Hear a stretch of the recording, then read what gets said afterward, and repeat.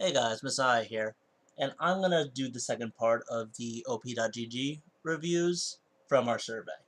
Now let's get into it. Alright, so your local king. Let's see here. Okay. Most played Yasuo. Second most played Irelia. Third, fourth. Okay, so a lot of melee, bruiser, assassin types. 6, 5, 5.8, 5.9, 7.2. Okay, 15 games. So, let me take a look at your Yasuo stats individually before I make this judgment.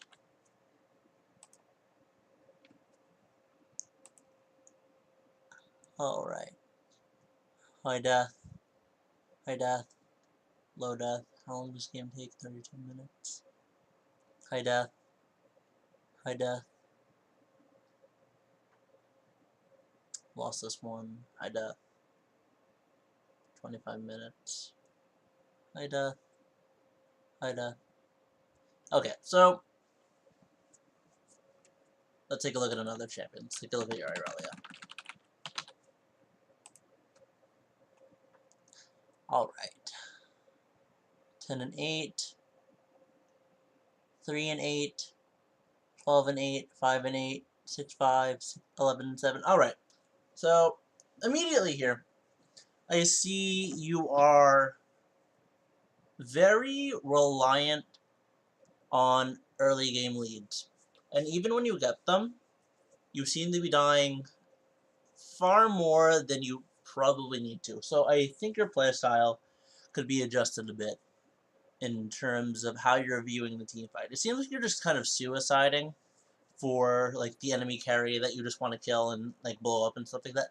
But a lot of the times, if you play it correctly, especially with Irelia with so much mobility, you're going to be able to get out of fights and then just weave in and out and be really untouchable. Yasuo too.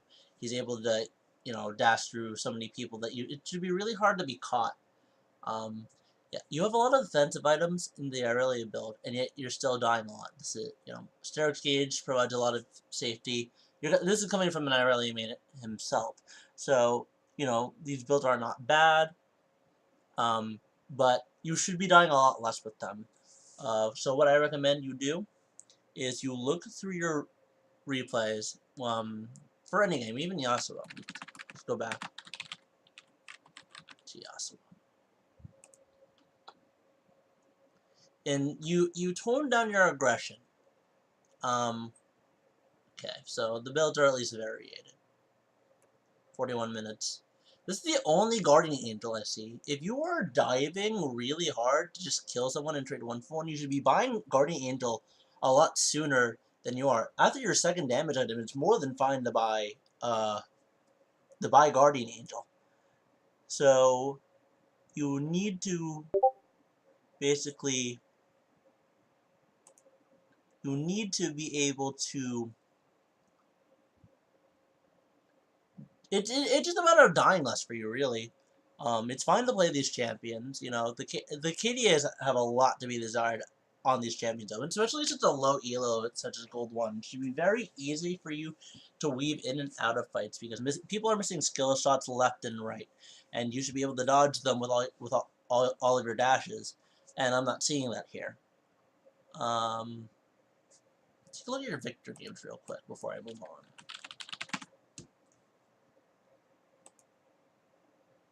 You've only played one, and it was a month ago? Okay, there's no point in looking at that one. But yeah, that's my recommendation to you, man. That you're probably dying way too much, and it's probably just you don't understand how to team fight with the champion. You need to be able to move in and out. You need to be able to dodge skill shots and figure out what's coming at you and what you're able to take and what you would need to back off on. And it's not always about diving and trading 1-for-1 on the carry, because you can actually contribute a lot more if you understand your damage output and get out of fights with your Yasuo dashes, with your Irelia dashes, with your Diana shields, with Fizzy.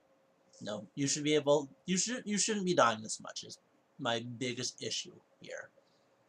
Yeah. So I recommend you take a look at your replays. Buy Guardian Angel. I promise you, the item is more than fine as a third item as well. Alright. Let's move on to the next one. Nate17. So we're gold 2. Jinx, Lucian, Kale, Tristana, Twitch. Alright, so our most played is Jinx. Day ago. 2 days ago. ARAM, ARAM, ARAM, ARAM. Normal, normal. ARAM, ARAM, normal. Okay. So, man, the first thing I gotta say is you need to be playing ranked on a more consistent basis if you want to improve at this game. So if I look at your ranked games, right? Last week, the week before that. Here you played a couple of games a day. Yeah. See? So I'm sure it's just like something current right now, but you definitely need to be playing more games to figure out where you actually are at. I guess, yeah. Oh, there's plenty of games, so this must be just like a recent thing. So let's see here, 2-9. Let's take a look at your Jinx stats.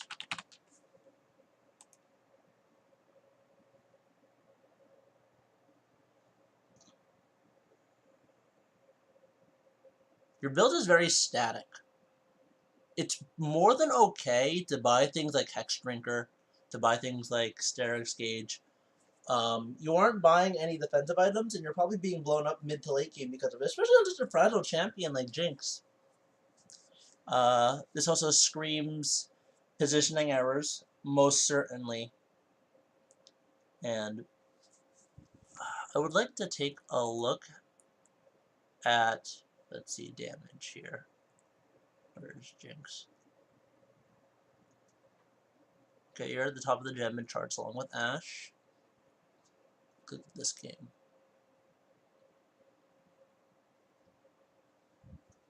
Did one guy just run over the game?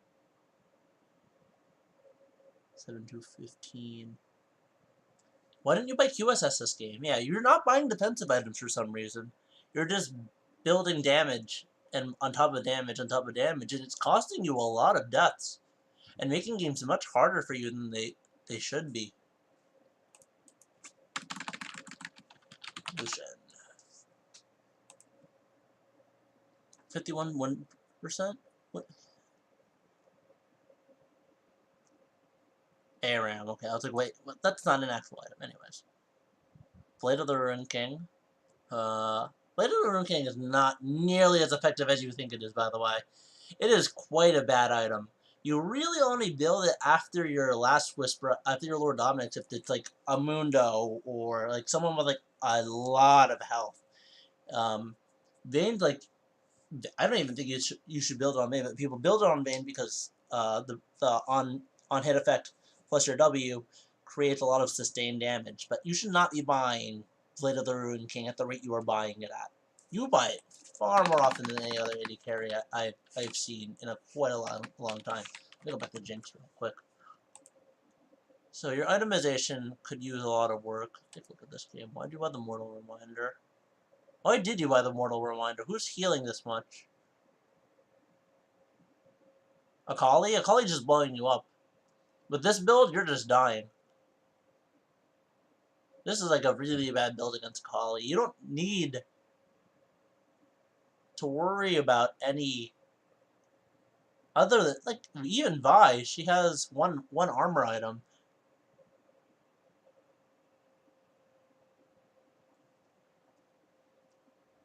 Yeah, you see how the Dwayne here has a Guardian Angel? You should be looking to build at least one defensive item per game, and it'll, in that, plus, I'm sure it's like early mid-game positioning errors where you just kind of get caught out that are causing a lot of deaths as well. And it's very easy to run over team fights with Jinx, and it's why you're seeing so much success with her, especially in such a low elo. Because once Jinx hits the reset, it's very easy to just run over one person after another with all your damage, right? But you're relying on that reset far too much, and from what I'm seeing here, just way too much. Let's take a look at your Kale.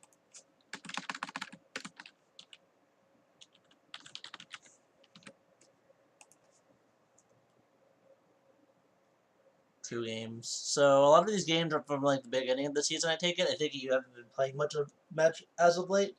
But what you could be doing is looking to build defensive items more often, and then you'll see less deaths.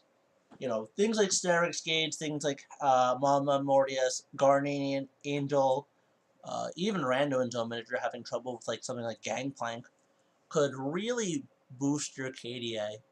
And you should probably take a look at the positioning you have in team fights.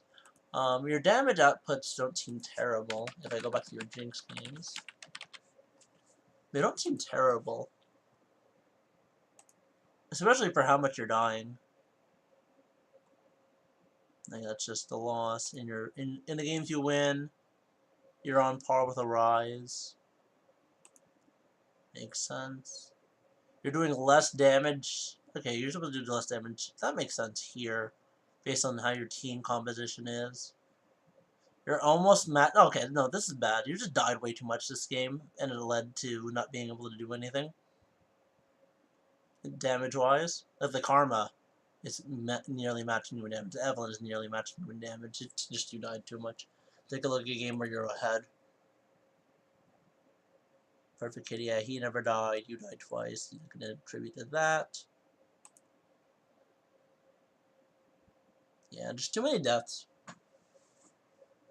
Far too many deaths. And I'm more than positive it has something to do with positioning.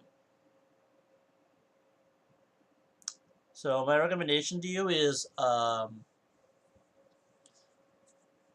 change up your build path. Stop buying Blade of the Rune King. Lord Dominic's is almost always going to be more efficient if you really need that HP shred. Giant Slayer is wonderfully effective for its gold cost. And then that builds into Last Whisper proponent that allows you to buy Bloodthirster as your lifesteal item and allows you to live through fights. That plus a Guardian Angel should be really easy.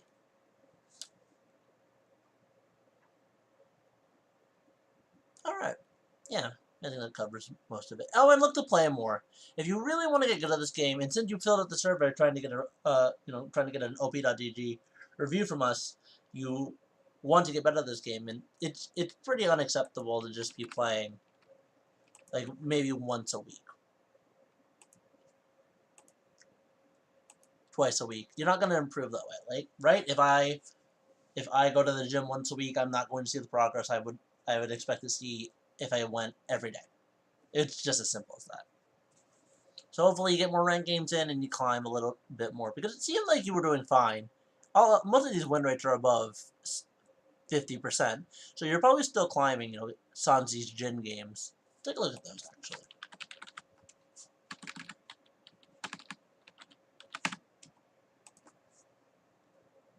Last week, this was at a normal, okay, I'm disregarding that. But yeah, look to play more, look at your item paths.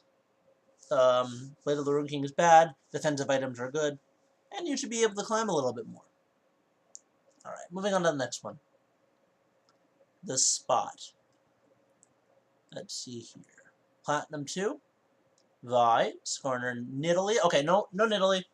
No Nidalee. You have a 47% win rate with her. No longer playing the Nidalee. Too complicated. I don't see people playing Nidalee well at Diamond Elos. There's no reason for you to be playing Nidalee, and that's the honest truth. So a Skarner player. Interesting. Let's take a look at your KDA. 5'5", 10.9. Take a look at the item paths.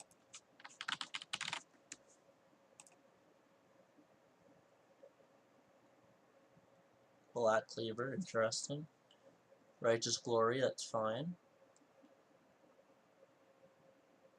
I guess Black Cleaver is more of a tank item. Aren't you even proc Black Cleaver?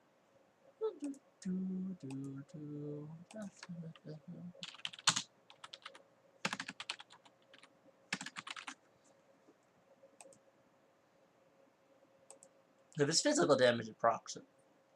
That's all I need to know. What's damage? So it does. This is not terrible if you want like fast CDR. And then you just build flat tank from there. Is that a Sightstone? If you really need the vision, just stay on Yellow Trinket and have someone else take care of the vision. I get what you're trying to do here with the Ruby Sight Stone. It's like it decreases the cooldown of Aegis and Righteous Glory and stuff like that. No, that's just too cute. If you need more ward, you just stay on the yellow trinket. It's more than fine to stay on the yellow trinket in solo queue, because Vision Denial, usually your support will have the sweeper, and you can usually get away with denying vision purely on pinks, like just placing them better. So I think like having another item, you did win this game, so I can't really talk about it, right? Huh. You're, so basically, if Fiora was invincible this game, you're just trying to ward for nothing sense. Let's see here. 1 and 8. The enemy jungler just ran over you. To be expected. 3 and 11. Enemy jungler, I'm going to assume.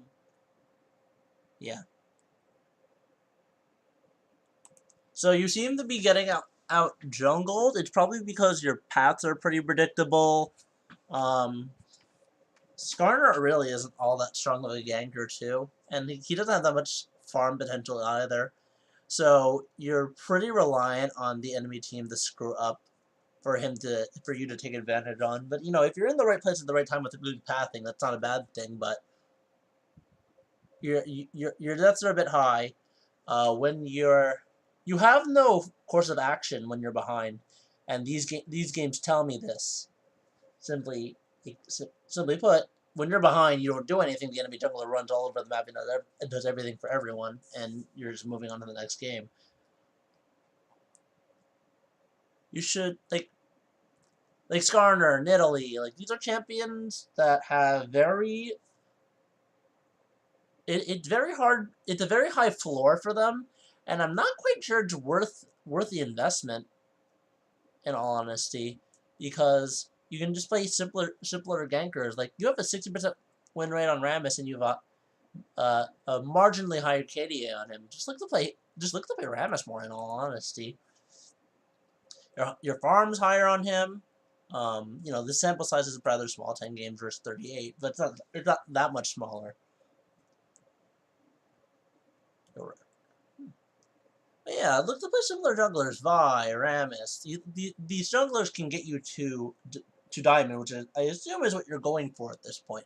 Playing things that handicap you at the start really aren't worth the reward here. Like playing Nidalee and Skarner and lower elos is very risky, and like I can tell from like the win rates and like the games where you're just throwing away because you get snowballed on, and you're better off playing things that at least have like a reliable engage, or like have very strong potential to get stronger in the late game. As Skarner, if you fall behind, what do you do? Do you just build more tank? Do you just build like do you just hope you're able to ult someone and your team can blow them up? What if they're fed? What if the enemy team's able to blow you up as you're ulting someone away? Same goes for Nidalee. What happens if you spear someone and it just doesn't do anything? So, my first recommendation to you is play more Rammus, play Vi, add a Maokai into there. I'm sure Maokai would be a wonderful champion for you because you just want to engage the fights. That's what I'm seeing here. You just like engaging the fights.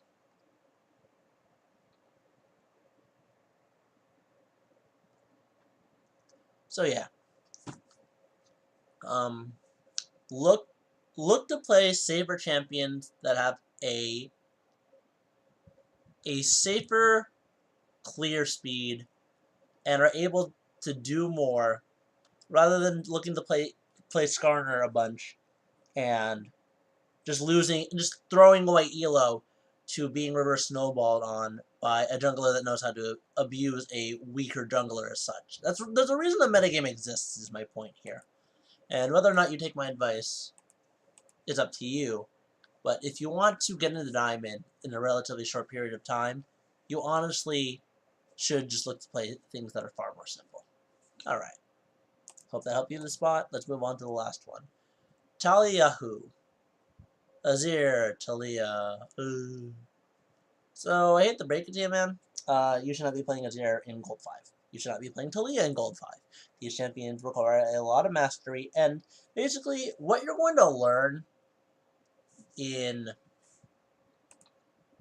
lower elo with these champions is not what you need to learn about the champion at all. You're gonna learn like things like how to cheese, like how to abuse people who can't dodge skill shots and stuff like that. Like, you're in Gold 5. People don't dodge skill shots in Gold 5. It's very easy to climb out of there.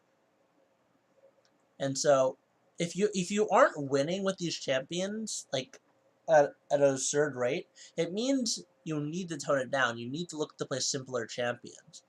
Let's see what champions you have here. Master D, Poppy, Garrelux.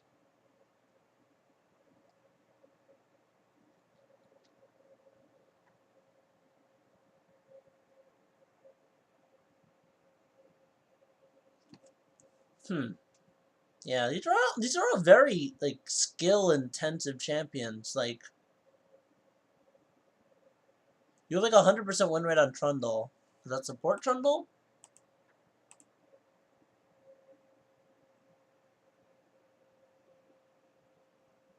You didn't play Trundle the season before.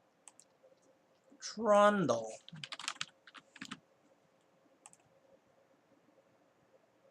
No, this was top. A very simple champion for you to play. Now, you know, this is like a month ago, so, but it still applies here. That if you just play similar champions, your win rate looks much better than on things that are far more complicated. Nami, Alawi, TaliYahoo, Azir. Your Maokai is a 75% win rate with 8 games, and you have a great KDA on it too. And here you are trying to master these champions far before you're ready to. You don't even have the basics down, and you're trying to push yourself to another level that will be completely invalidated as soon as you get to Platinum 5, as soon as you get to Platinum 3, as soon as you get to Diamond 5. You're going to have to relearn those champions over and over again because the opponents are going to be better, and you're not going to understand why it was working so well before, and you're just going to be throwing away ELO over and over again. Like, let's take a look at your Azir games. What's here? 9, 9, and 11.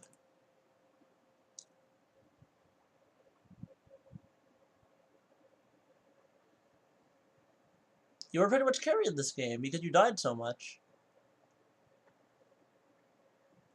Filling out constantly. This item, the Negatron Croak, was probably really late when you could have bought Abyssal Scepter. Take a look at this one. What was this loss? Did the most damage. But you were blown up by the Veigar because you had no defensive item. You had no MR. You had no Zanyas. 12 deaths, 13 deaths. 5, 8, 5. Okay, let's take a look at this 2, 3, 12. Carried once again, so you didn't have to do anything. When you're forced to do things, you crumble under the pressure. To be completely honest, from what I'm seeing here, on Azir, let's take a look at TaliYahoo. Oh, these are normals too.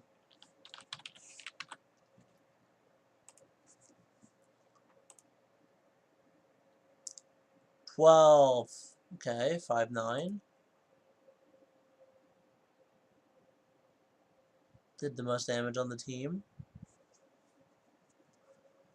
Seems like you just lost this late game to like an ace or something. Okay. Yes, your deaths are rather high. And it's because you're forcing yourself to play these champions that you aren't going to be able to learn where you are, and it's really hindering you. That's a bad recommendation, man. Play things that are simpler. Play Trundle, play Annie, play Ziggs. You know, champions that are able to contribute without being, without having to have like sick, awesome mechanics. Morgana's another great example.